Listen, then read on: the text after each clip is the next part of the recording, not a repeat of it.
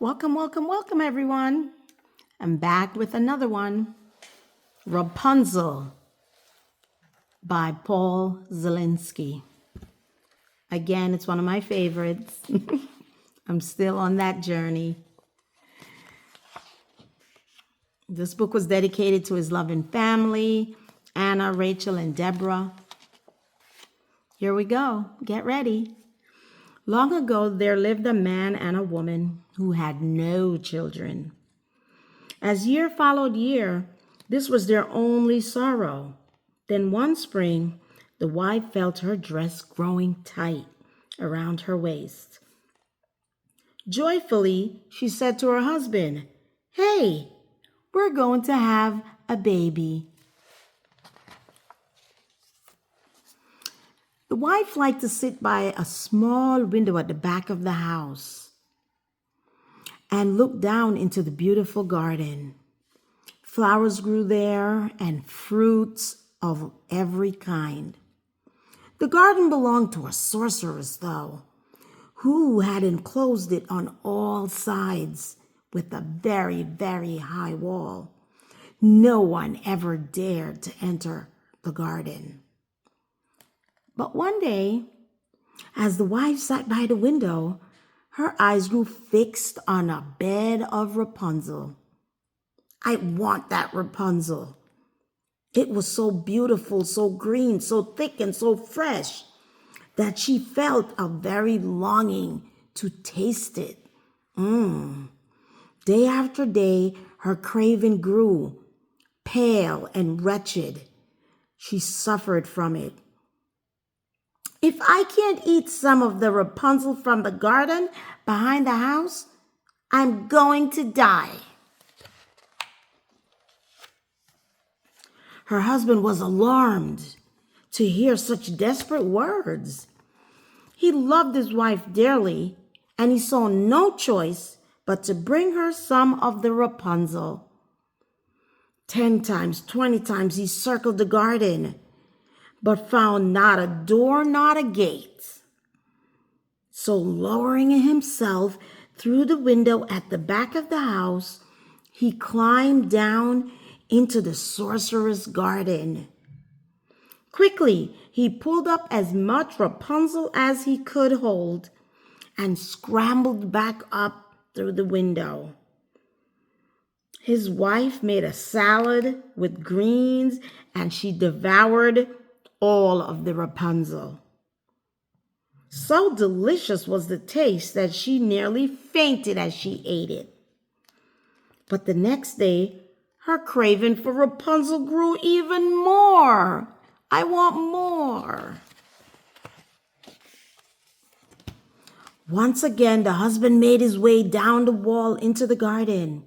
But this time, as he reached for the Rapunzel, the sorceress rose up before him.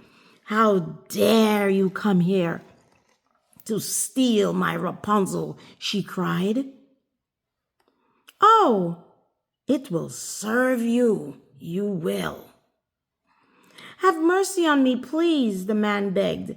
"My wife is carrying our child. She has seen your Rapunzel from our window, and she longed for it.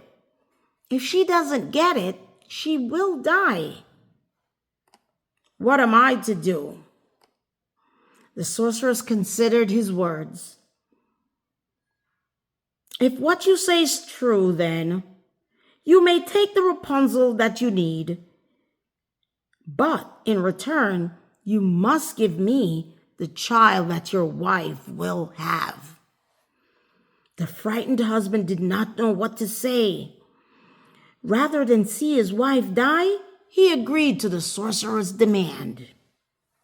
And when the child was born, the sorceress appeared in the room, took the baby. She named the baby girl Rapunzel and carried her away.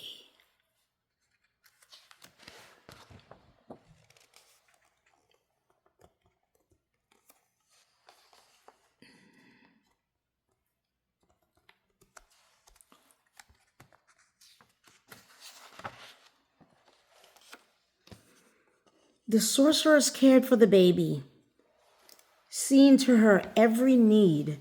Rapunzel grew to be a child of rare beauty, with pale skin and an abundance of flowing red hair. When she reached the age of 12, the sorceress led her into the forest to live in a very high tower.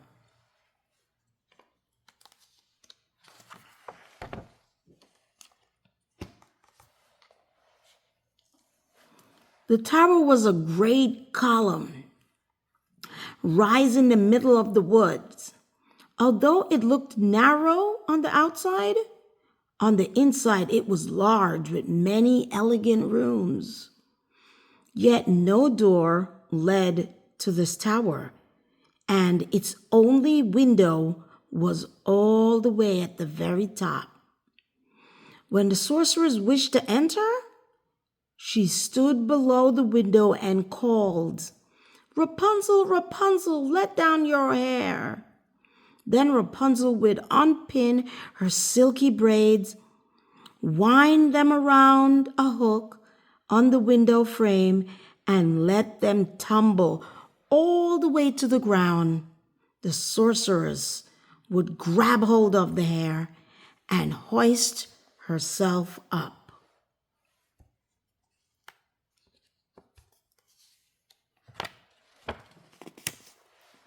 For years and years and years, Rapunzel lived alone in her room above the treetops, visited only by the sorceress.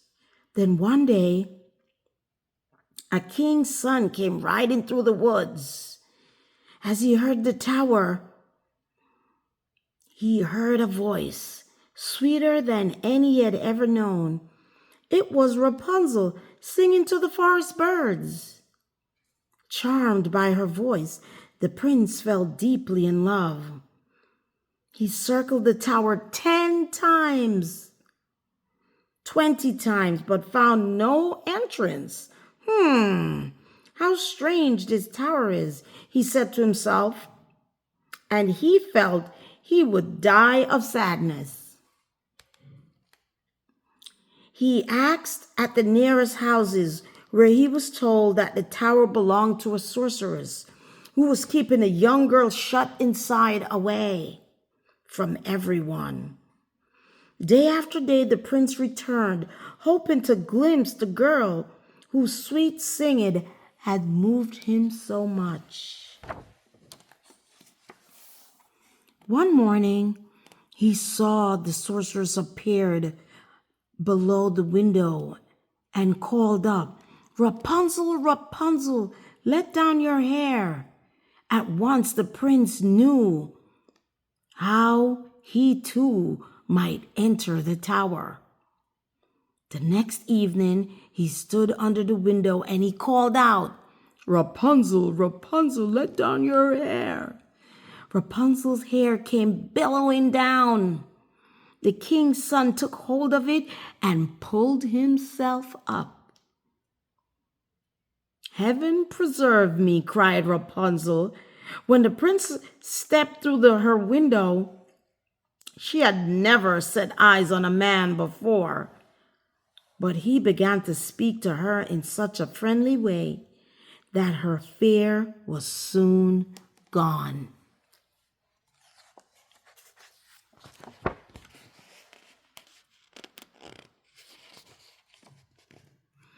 "Your singing was so beautiful," the prince told her, "that I knew I must see your face, or my heart would have no peace."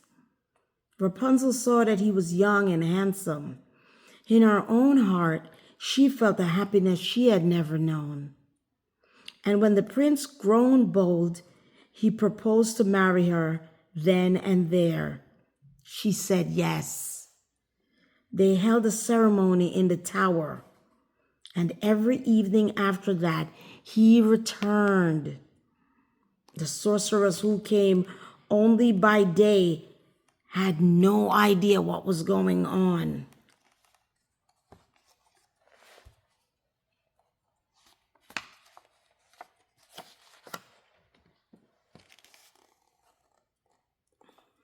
One day when the sorceress entered the tower, Rapunzel said, "If you please, stepmother, help me with my dress.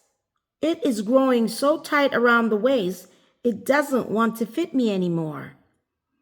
Instantly, the sorceress understood what Rapunzel did not. "Oh, you wicked child," she shrieked. "What do I hear you say? I thought I had kept you safe, away from the world, but you have betrayed me."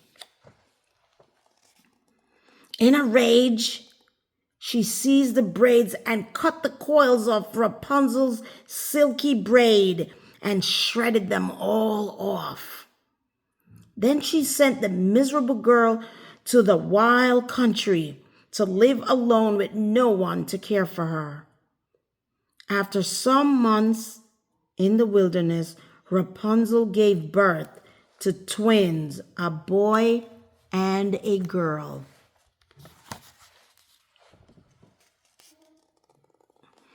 Once the sorcerer had cast Rapunzel out of the tower, she gathered the cut-off hair and fastened it to the window hook. That evening, when the prince called up, "Rapunzel, Rapunzel, let down your hair," she let the hair cascade down. The poor prince pulled himself up to the window, only to be confronted by the evil sorceress, her eyes wild with fury. "So you have come to fetch your dearest darling? Well, you shall not see her again. Rapunzel is lost to you forever." Struck with grief, the prince fell backwards so hard to the ground. He plummeted and he was knocked out. Although the fall should have killed him, the prince lived. Yay! But his eyes were hurt. He could no longer see. Wretched and blind, he stumbled from place to place, eating nothing but roots and berries, thinking of nothing but the loss of his beloved wife. After a year of wandering in misery, he came to the same wilderness where Rapunzel was living with her children. There, only one day, he heard a voice so dear to him that he rushed towards it. Rapunzel saw him and opened her arms to him, crying.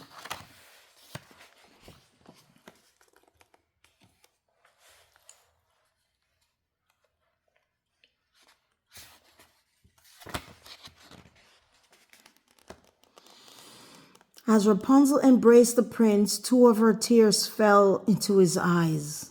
Suddenly, his vision grew clear. Once again, the prince could see. He gazed at Rapunzel and at their two beautiful children. He looked up at the hills beyond the rocky landscape, and he knew he was not lost. The prince led his family out of the wilderness towards his kingdom, where they were received with great joy. There they lived a long life, happy and content. The end.